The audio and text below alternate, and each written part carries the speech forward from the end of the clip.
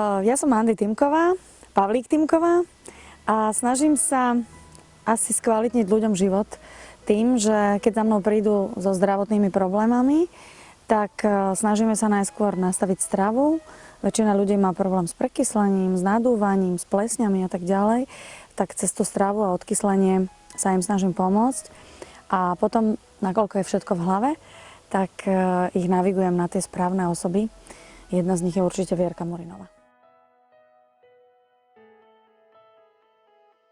No, to by ste sa mali opýtať mojej rodiny. A hlavne sa snažím variť veci, ktoré oni možno na začiatku obrblú, ale v konečnom dôsledku im chutia. Neznasilňujem ich do tej zdravej stravy, ale snažím sa veci pripravovať tak, aby im prospievali nielen na tele, ale v konečnom dôsledku aj na duši. Sú to pozitívni ľudia, lebo stránka je krásna, lebo tým, ktorý tam pracuje, ma oslovil, pretože sú to ľudia, ktorí sú veľmi milí, ktorí sú moja krvná skupina a myslím si, že takéto veci treba podporovať, pretože je záplava v úvodzovkách akože pozitívnych vecí, ktoré ale v skutočnosti sú negatívne a ktoré pôsobia možno na ľudí zákerným spôsobom, akože pekne, ale nakoniec ich vtiahnu do nejakého molochu, pripravia ich o peniaze a tak ďalej. A toto teda myslím si, že v tejto spoločnosti určite sa nedieje, tak preto si myslím, že ich treba podporovať a tým aj seba v podstate.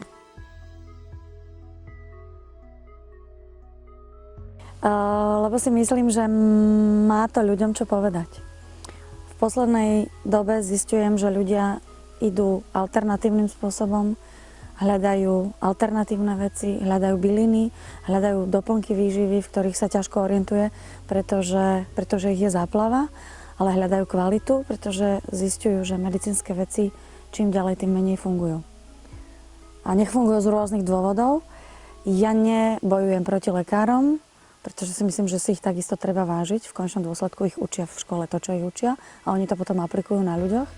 Ale myslím si, že ľudia hľadajú tú inú cestu a možno aj vďaka mne ju vedia rýchlejšie nájsť. Spoznali tých správnych ľudí, ktorým možno budú vedieť pomôcť.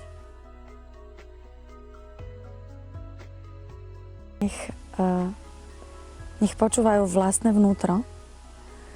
Nech naozaj, keď už im je veľmi ťažko, lebo to je to, čo nás v živote posúva, keď nám je ťažko,